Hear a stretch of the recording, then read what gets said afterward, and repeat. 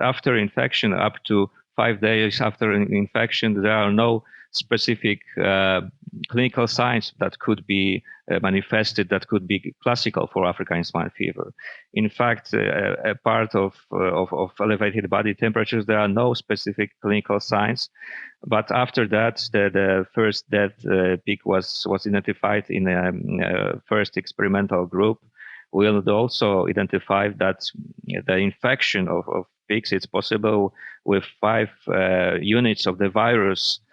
So the titer used for infection of pigs could be really low. So this is the second and I think very important message for veterinarians, for farmers, that also the spread, the potential introduction of the virus to the farm, to the barn, it's possible with very little dose of the virus.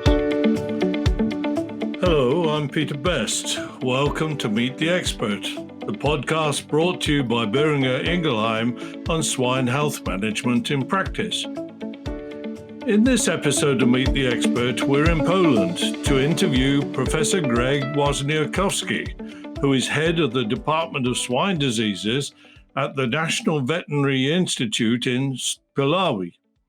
He's also director of Poland's National Reference Laboratory on African swine fever.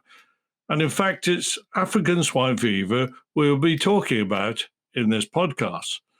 Specifically, the diagnostic techniques available to use for the African swine fever virus, and also some new information about infectivity that has emerged from a Polish study published in 2020. Professor Wozniakowski, thank you for being our guest. Can we begin with possibilities for early diagnosis, please? An early detection of the possibility of African swine fever on a farm is always going to be helpful, of course, and you obviously need to involve the farmer in that. Do you have any advice for your farmers about any particular signs they should look out for to be aware that ASF may be present? Yeah, of course. So the most important clinical sign is elevated body temperature over 41.5 degrees. So a fever observed, but also this is ASF is slow spreading disease. That means that it's not observed in all pigs from particular age groups, but it could be observed in a single pig, for instance, for some time. Then, but in general, the first clinical signs could be observed 5 days after infection. Sometimes the evident clinical signs may be not observed, but after a few days, after 5 to 9 days, other clinical signs could be observed, like cyanosis of ears and cyanosis of body. What is the most important clinical sign in course of African swine fever? But also differential diagnosis should be taken into account because other diseases may have a similar clinical picture, like erysipelas, PRRS, or pseudorabies. So also it's important to exclude the potential infection with African swine fever, and this could be done so far only by official reference laboratories, which one of these is located in Puławy in Poland. I see. Please, you continue. Yeah, and regarding the diagnostic techniques, probably you may be also interested that the first recommended technique for which is dedicated to identification of genetic material of the virus in blood and tissues of dead infected animals, infected pigs. It's real-time PCR, and the method is detecting.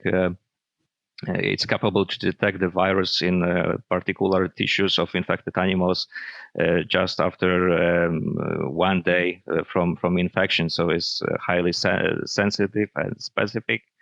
Other methods are also recommended, and there are notes from the past, from the epidemic of African swine fever in Spain in 70s and 80s, and these are mainly serological methods, serological assays like ELISA or other methods, immunoperoxidase assay or immunoblot But these methods are useful for identification of specific antibodies in a sera of infected animals, and also the specificity could be from 95 to 100%. So they are less important when it comes to early diagnosis, but they are important for epidemiological investigation and to answer the question how long the virus was active in, for instance, in affected holding of pigs. I see. Now, would there be any chance of a very early or fast diagnosis? You mentioned blood examination and how quickly that can give some result. I'm aware that there have been produced some test strips to use in the pen or the barn where you could do some early examination. Have you any experience of using such procedures? Well, yes. Well, this is one of the highest interest when it comes to development of diagnostic of many infectious diseases of pigs, including African swine fever. But in case of notifiable disease like classical swine fever or African swine fever, the most important is official diagnosis in a reference laboratory or nominated laboratories by CVO. But in fact, yes, indeed, the strips and on-site tests are currently developed and produced in many countries. And what can I say? They are good in preliminary diagnosis. So if for instance farmer have some suspicion when it comes to potential potential infection with African swine fever, it's possible to apply such kind of test because they are cheap, they are easy to use. The interpretation of the results are also quite easy because it's based on the appearance or lack of specific bands on a pen side form of such tests, but in fact they are not 100% reliable, and such methods obtained by fast tests, so-called lateral flow dipstick tests or pen side tests, should be confirmed and verified by official methods recommended by OIE or by a European reference laboratory in Spain. So confirmed in the laboratory, yes. Yeah, And just exactly. to complete that, though, these test strips, if a farmer did do such things, what sample would he be testing, please? Of course, as I mentioned before, the best tissue, the best kind of sample is blood collected directly from suspicious animals. Then from that animals, the best choice is to collect the tissues, namely some pieces of tissues like spleen or kidney, because also when it comes to evidence at the necropsy and also after postmortem examination, the most important lesions are observed in a spleen and also in kidney. So the spleen could be enlarged many times, up to 10 times larger in comparison to healthy pig. And also there are different points foci of necrosis in kidneys observed, like a petechiae. So it's the most important tissues also when it comes to diagnosis using laboratory methods. So the first one is blood, then spleen, and kidney. Yes, thanks. Now, I've got to take you back because you referred to some of your own work earlier on, and I believe that there has been this study that you and your colleagues have published, a new study in 2020, in which you infected some pigs experimentally to assess the results of the infection. What was the main aim of your study, please? Well, we tried to figure out what is the virulence of the recently isolated African swine fever virus strains from the territory of Poland, from wild boar and from pigs. And we determined the pathogenicity of the isolated strain. And also we would like to figure out what was the the minimal dose which is capable to infect the pigs and to reproduce the clinical signs in experimental groups. So we found a very important aspect. The first one is, as I mentioned at the beginning, that after infection, up to 5 days after infection, there are no specific clinical signs that could be manifested that could be classical for African swine fever. In fact, a part of elevated body temperatures, there are no specific clinical signs. But after that, the first dead pig was identified in a first experimental group. We also identified that the infection of pigs, it's possible with 5 units of the virus. So the titer used for infection of pigs could be really low. So this is the second and I think very important message for veterinarians, for farmers, that also the spread, the potential introduction of the virus to the farm, to the barn, it's possible with very little dose of the virus. And put into context for me, if you will, that doses of 5 units. Would that be something that would depend on intranasal infection or direct contact or aerosol? Such a low dosage, how would it have to reach the pig, if you understand me?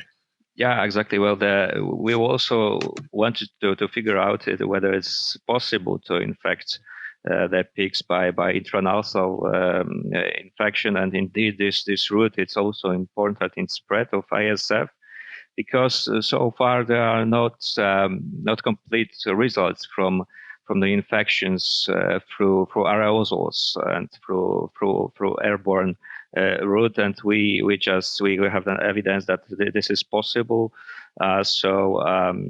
Of course, five units of the virus is very little. So we believe that this may show that also other routes of infection should be taken into account, and this is also something another aspect, the most important aspect for biosecurity rules. Would the dosage explain the difference in clinical forms? In other words, would 5 units produce a lesser clinical effect than if there was a high dosage? Rather not. Rather, we observe the same clinical course not dependent from the primary dose of the virus, titer of the virus used for infection. But in fact, you tackle the important issue related to different virulence of the strains of African swine fever. So currently in Poland, we have only very virulent strains of African swine fever, which cause close to 100% of mortality of infected pigs or wild boar. But in fact, there are different variants of the virus found, for instance, in Baltic states, probably also in Russia, that they have moderate virulence, and they may lead to the subclinical or also chronic form of the disease. And in our experiment, we observed something interesting phenomenon, because in one infected pig, we observed chronic form of disease. So that pig survived until 32nd day of experiment, and showed the classical chronic course of African swine fever, which is not normally, it's not observed during identification of new outbreaks in pigs. But of course, such course of disease has been described in the past by, for instance, by colleagues from Spain, from reference laboratories, also from their experience with animal trials. So it was very nice. We also could observe the other clinical course, not only acute form of the disease, but also chronic form. And this showed that in some conditions, the animals, including suites like pigs or wild boar, may persist, survive the infection. Indeed. So you saw acute and chronic. Did you also see subacute or less acute, or whatever you care to say that sort of middle ground is, where the signs were slightly less than for acute? Mm-hmm. Did you see that in your samples? Yes, indeed. We observed also for instance, in second experimental group infected with 500 doses of the virus, we observed both acute form and subacute form of disease. But in fact, it's extremely difficult to differentiate between the particular clinical sites, which were different between these two clinical forms. It could be related to the occurrence of the fever in infected pigs later than, for instance, in acute form. So it's possible, but the border between the two kinds of the course of disease, it's difficult to estimate. Now, you were using an isolate which was highly virulent, I understand. So, in your particular experiment, the virulence of the isolate was the same for each of the pigs experimentally infected. The dosage differed. What else could have affected the outcome? I'm just trying to think. You used intranasal infection. I don't know. What was the age of the pig? Was that relevant at all? Well, yes, the pigs were 6 week old. So also before the animal trial, we also performed the diagnosis of other potential co-infection of pigs, but we excluded other co-infections. But in to be honest, at the farm level, at the field level, everything is possible because there are many co-infections with other infectious agents. So, in fact, clinical course could be even different than in this example of described animal trial in our paper. Yeah. Now, as far as you would say from your study, then the main points would be that a very low dose rate would be sufficient to create an infection. But then also that there can be different clinical outcomes which are regardless of the virulence or the dosage. So there can be a range of clinical outcomes even under those conditions. So are those the main points, or are there other points you would like to emphasize? Well, I think I mentioned about the most important points of this animal trial and the outcome of the results. But in fact, we were really surprised that as low as 5 doses of the virus, it's enough to reproduce clinical course of the disease. Right. And I think it's the most important in conditions of Poland or the different other affected countries of Baltic states, or recently also in the past years, Romania or Bulgaria. This is the most important message: how to prevent potential spread of ASF from the population of infected free-ranging animals, infected wild boars, to the population of domestic pigs. Now, okay, how would they react to that information to prevent that spread, in your view? How can they take that information about the low dosage, and what should they be doing to protect their domestic pigs? Well, this is a very complicated question, because at the end, talking about the basics of the biosecurity to pig producers, it's a complex issue, because sometimes it's difficult to convince that the most obvious procedures and regarding to biosecurity and some habits are crucial to prevent spread of the virus to the pig holding. And so at the end, I think, as I mentioned at the beginning of this interview, the most important is awareness, and we are doing our best to organize campaigns to present also our results from our animal trials to make them more consciousness about the potential infectivity of the virus, potential danger of ASF, which may virtually occur in any pig holding.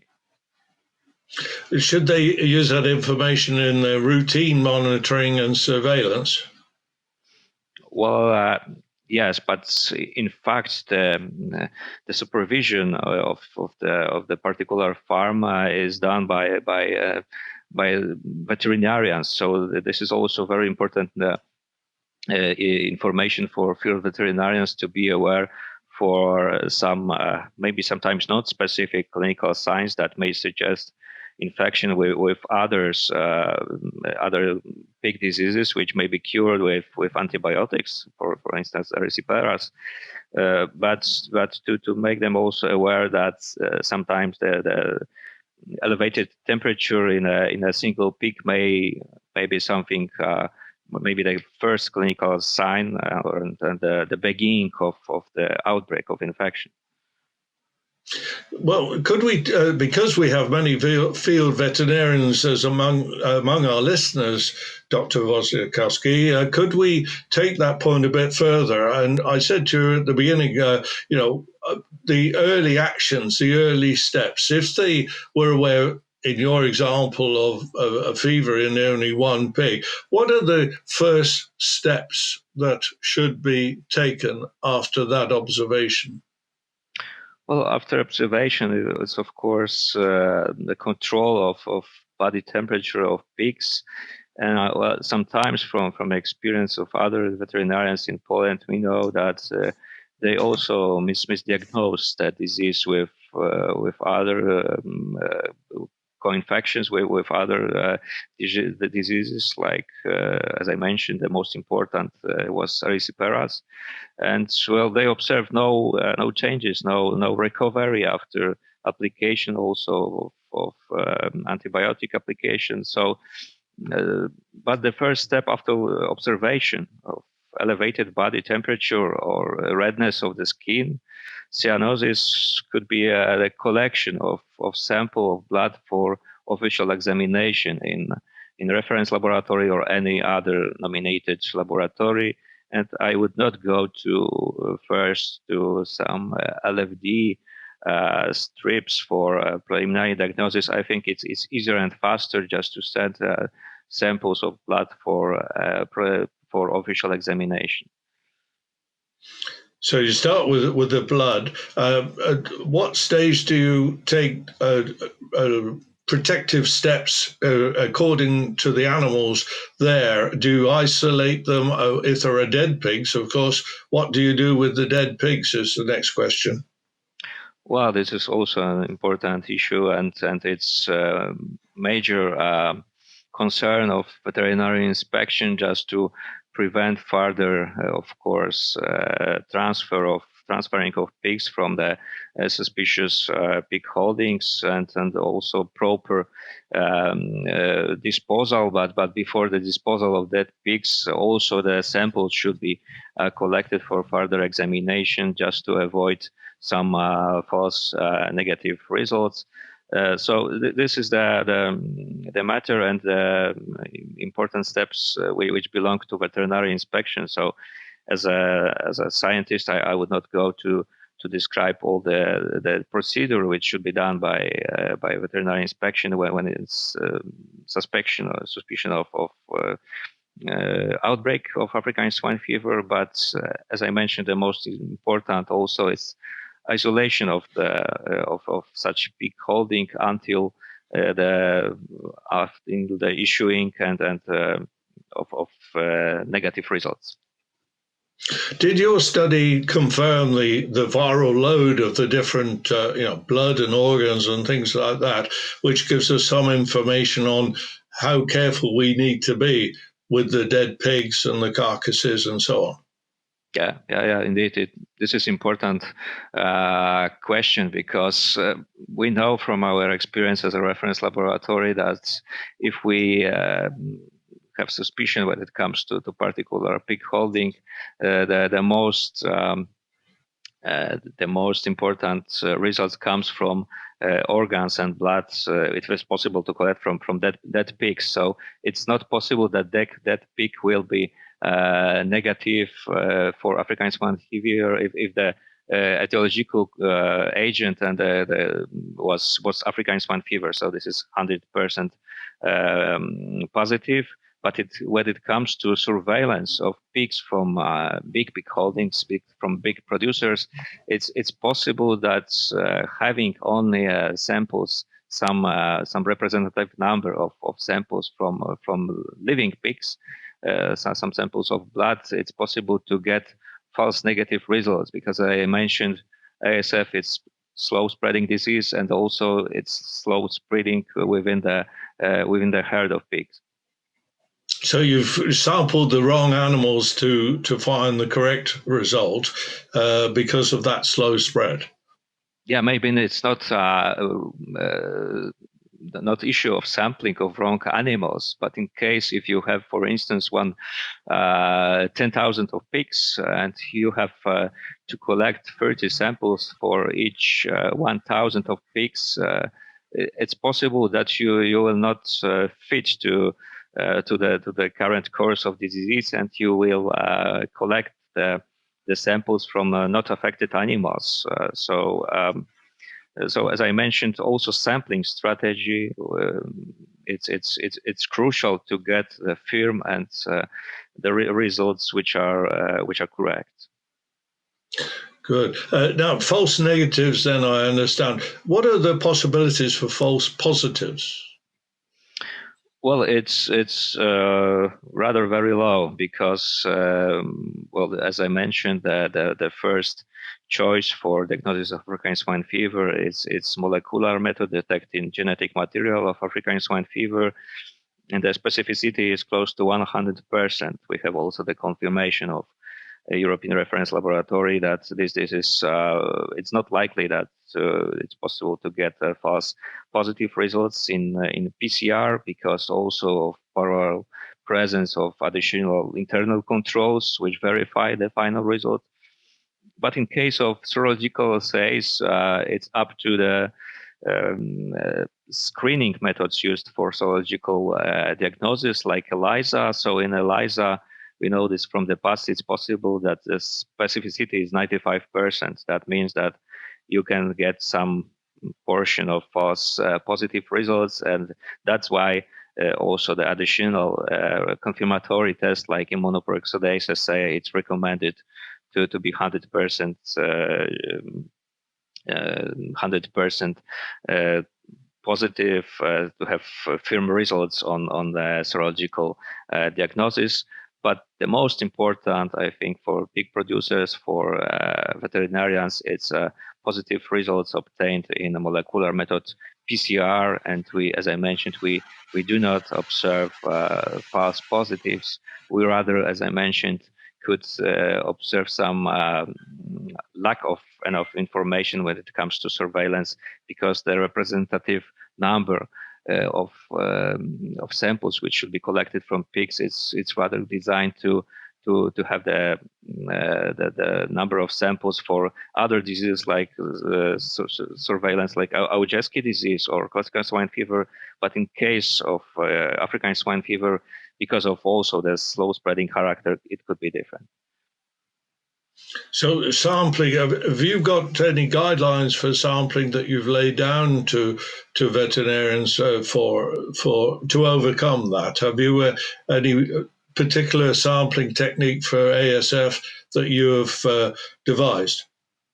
Yes, exactly. We also recently updated the procedure, which is prepared also in collaboration with our CVO, and this is the official procedure for any veterinarian, just to be sure that they will collect the representative number of samples from suspicious pig holding. The same with a description of particular tissues which should be collected to get reliable results from a particular farm.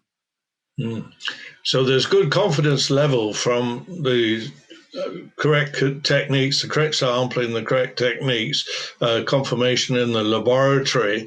You still rely on interpretation of results, or is that not a big issue here?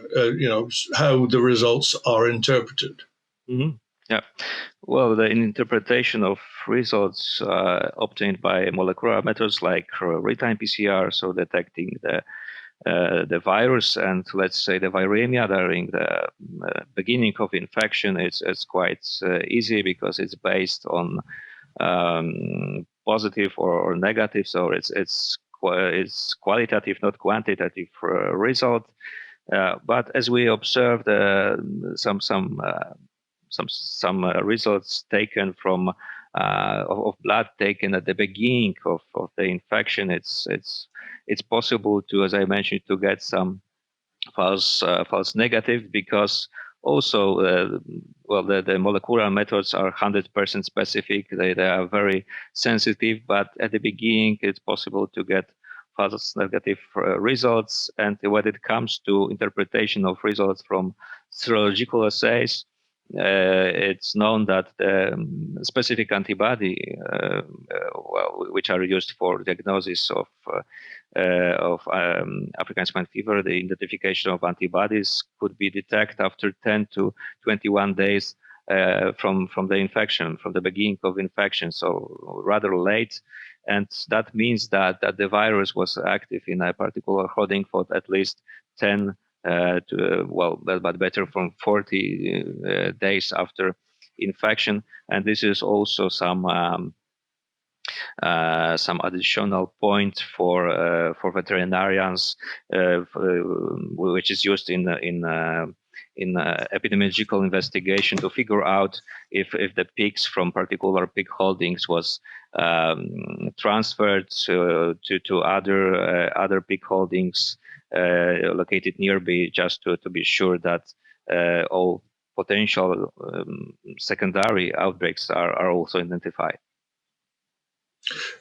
So tracking of movement is a very important part of the control. You also mentioned in your study you'd seen chronic clinical signs that suggested that pigs could remain infected for quite a long time, but longer than we suppose, perhaps. So is that also a message that needs to go out to the veterinarians, that the infection can be long-lasting in that way? Yeah, well, indeed. So, of course, in our experiment, when we kept the pigs for a longer time, so after infection over 30 days, it's possible to observe seroconversion. So, not in all pigs, but in particular pigs, because it's not obvious that it's the seroconversion and the chronic form is observed in all pigs, but in fact. Such phenomenon of seroconversion in pig holdings, it's not observed. It is rather rare. We observed maybe few outbreaks from 267 outbreaks in total from 2014 in Poland. So we observed only few outbreaks, few whole pig holdings when it was possible to detect seroconversion in pigs and to identify antibodies. So that's mean that in spite of some limitations in proper diagnosis and in observation of clinical signs, it's possible to still to early identify affected pig holdings and new outbreaks. Yes. Thank you for that. Now, at the start of our conversation, I asked you, are we getting any better at diagnosing ASF? The other part of that story is, do you think there is further development needed in any particular area of the diagnostic techniques we use? Is there research in one particular area necessary in your view? Well, this is a good question, because at the end, where there are many molecular biology methods developed mainly for rapid diagnosis of African swine fever, using Penside test, using recent also development applied in human medicine. But at the end, I believe that the currently applied diagnostic methods like identification of genetic material of the virus is 100% efficient. So I think that the issue and also the producers should be focused also on development of very specific methods, or already existed methods, which could be capable also to identify the virus presence in pooled samples of the blood, because sometimes there are some requirements to go down with the price of particular tests, laboratory tests, and to pool samples for 5 or more samples from the particular peak holdings. But at the end, we are rather aware of such procedure, because also it's potential threat to obtain false negative results. Yes. Professor Wojciechowski, thank you very much indeed for your comments today in this Meet the Expert podcast. Obviously, it's an area we would like to be continuing to watch, and perhaps we could be asking you again in due course for the further developments in this area. But for the moment, can I say many thanks to you and also to our listeners for joining us today in this Meet the Expert podcast brought to you by Boehringer Ingelheim. More podcasts in the series will be coming, so stay tuned. Goodbye.